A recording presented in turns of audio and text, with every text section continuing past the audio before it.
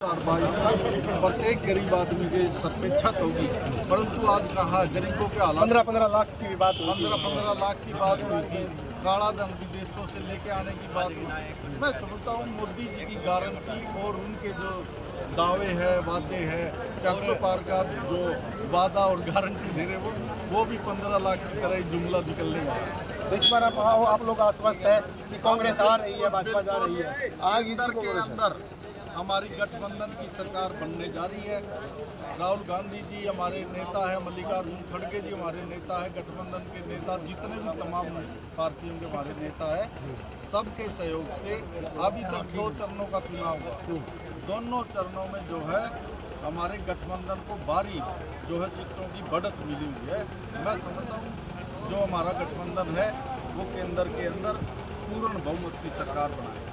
मतलब हरियाणा के अंदर आप दावा किया भी आपने 4 लाख, तो रिकॉर्ड टूटेगा हरियाणा के अंदर अगर ऐसा होता है। चौधरी दीपेंद्र हुड्डा जी और नरेश सेलवाल जी के मतलब जिम्मेवारी एक बड़ी है उस चीज़ की। मेरी अकेले की कोई जिम्मेवारी नहीं, मेरे सारे कार्यकर्ता हमारे साथी, आम आदमी के कार्यकर्ता भी है, दूसरे दल कम्युनिस्ट भी हमारे साथ है, सभी साथियों की जिम्मेवारी है, सबके कंधों पे ये जिम्मेवारी है। मैं अकेला कोई जिम्मेवारी नहीं लेता, सारे मेरे साथी ये जिम्मेवारी लिए हुए हैं कि चौधरी जयप्रकाश को कम से कम 4 लाख वोटों से हिसार से जिता के और मल्लिकार्जुन खड़गे जी को, राहुल जी को जो है सौंपने का काम करें। धन्यवाद नरेश जी। तो अभी फिलहाल हमारे साथ पूर्व प्रत्याशी है आम आदमी पार्टी के मंजीत रंगा, वो भी मौजूद है, उनसे भी हम जानकारी लेंगे।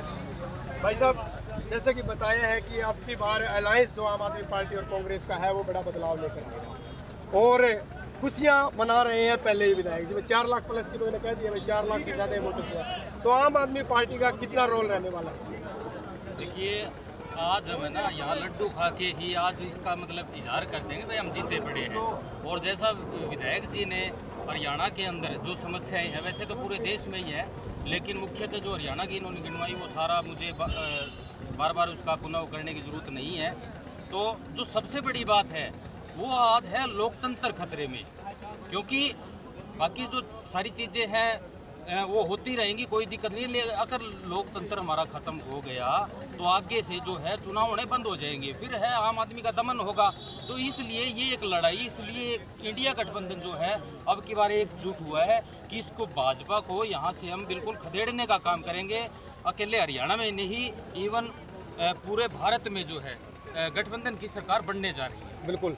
देखिए, आज जो आम आदमी पार्टी के सुप्रीमो मुख्यमंत्री दिल्ली के अरविंद केजरीवाल जी, वो कहीं ना कहीं कारावास में है और निर्देश फिर आप लोगों को किस प्रकार से आप लोग उनकी अनुपस्थिति में किस प्रकार से आप लोग पार्टी को संजोने का काम? इन्होंने देखो शेर को पिंजरे में बंद कर लिया है और शेर की ताकत का अंदाजा जो है ना वो जितना बाहर है खतरनाक, उससे अंदर जो है पिंजरे में होता है।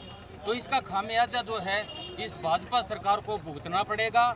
और वो अंदर से हमारे पास ये निर्देश आए हैं कि जम के जो भी है, जहां आपकी ड्यूटी लगाई जाती है, आप कांग्रेस के साथ हैं या कहीं अन्य राज्यों के अंदर जो अन्य दल हैं उनके साथ मिलके आप बीजेपी को यहाँ से पूर्णतः जो है उसका सफाया करने का काम करें। बिल्कुल।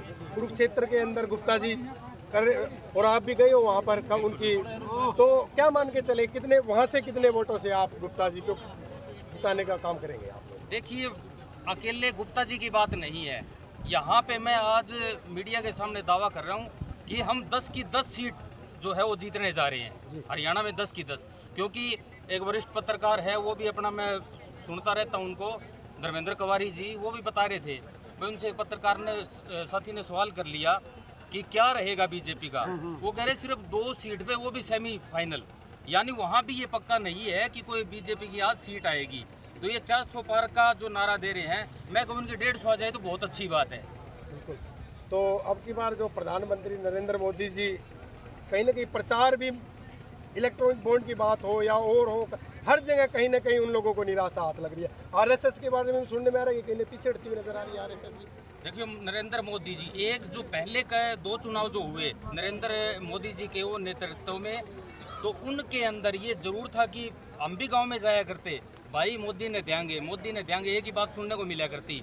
आज क्या है कि आज किसान की इतनी दुर्गति की है और बेरोजगारी और महंगाई का जो ये मुद्दा है मेन, बच्चे जो है वो पढ़ाई करके आज उनका जीवन सिक्योर नहीं है, कि वो चाहते हैं कि हमारा आगे होगा क्या। तो ये जो चीज़ें हैं ये उनके बिल्कुल आज ये खिलाफ जारी है और लोगों ने पूर्ण रूप से मन बना लिया है। मैं तो ये कहता हूँ कि अगर भाई यहाँ भी जितने खड़े, अगर किसी भाई के खाते में 15 लाख आए हो तो आप मोदी जी को वोट जरूर देना भाई, अगर किसी के खाते में आए हो तो। और अगर किसी किसान की आय अगर दुगनी हुई हो तो वो भी दे देना।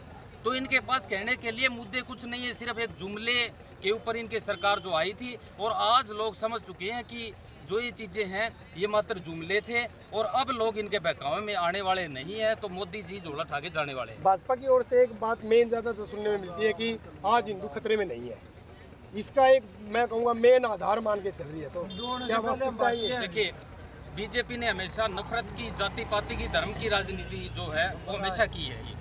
तो आप ये देख लीजिए कि ऊपर हिंदू मुसलमान, नीचे जाट नॉन जाट, और है क्या इनके पास? किसी भी स्टेट में देख लीजिए, वहाँ की जो प्रमुख डोमिनेंट जो जातियाँ हैं ये उनके ऊपर, ये उन्हीं को देखने का काम करते हैं भाई किसको किससे लड़ाया जा सकता है। सांप्रदायिक दंगे ज़्यादा। बिल्कुल बिल्कुल, अदरवाइज कभी भी इन्होंने ना कोई काम किया और ना ये काम के ऊपर कभी आए।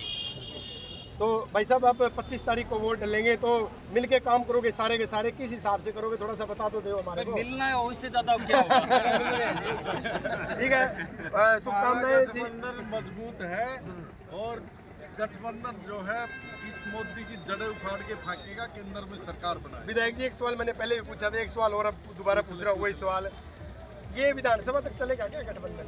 देखिए वो तो ऊपरला हाईकमान का काम है, हमारे दिल मिले रहेंगे। दिल मिल रहे हैं जी, वो बात की बात है, वो डिसाइड कर लोगे आप लोग। ठीक है जी, धन्यवाद बहुत बहुत आपका। तो